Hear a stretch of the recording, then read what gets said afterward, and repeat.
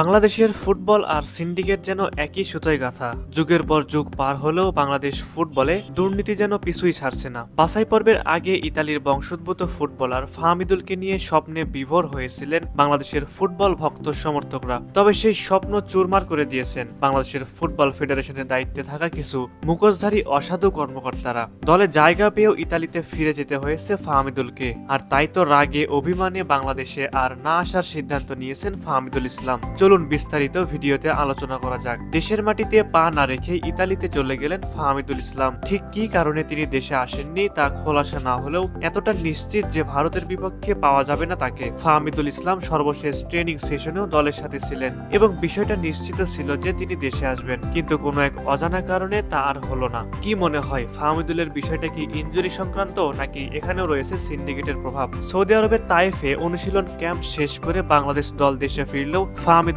ঢাকায় ফেরেননি, তিনি ইতালিতে ফিরে গেছেন। জাতীয় দলে তার না থাকা প্রসঙ্গে ক্যাবরেরা বলেন, ফাহমিদুল ঢাকা আসেননি, সে সৌদিতে এক সপ্তাহ আমাদের সঙ্গে ছিল।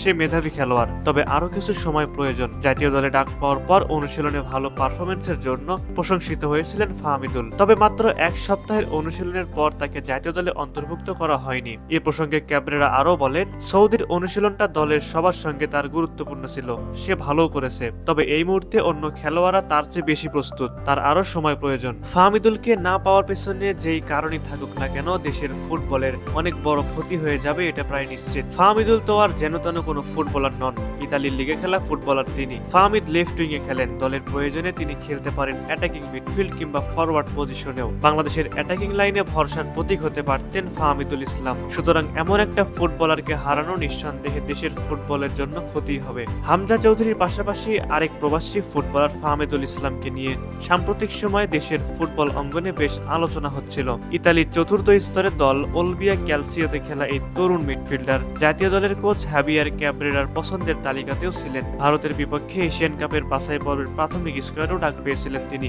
তবে চূড়ান্ত 24 সদস্যের দলে জায়গা হয়নি তার। এই ঘটনায় ফাহমিদুল সহ ফাহমিদুলের পরিবার অনেক ভেঙে পড়েছেন, তারা এর সাথে আর জড়িত হতে চান না। দর্শক, ফাহমিদুলের মতো এরকম আরো অনেক ফুটবলার সিন্ডিকেটের কারণে ঝরে পড়েছেন। এমন ঘটনার পর আরো যারা বাংলাদেশের হয়ে খেলতে চেয়েছিলেন তারা কি আর মোটেও দেশের হয়ে খেলতে চাইবেন? আপনারা আপনাদের মতামত অবশ্যই কমেন্ট বক্সে জানিয়ে দিবেন।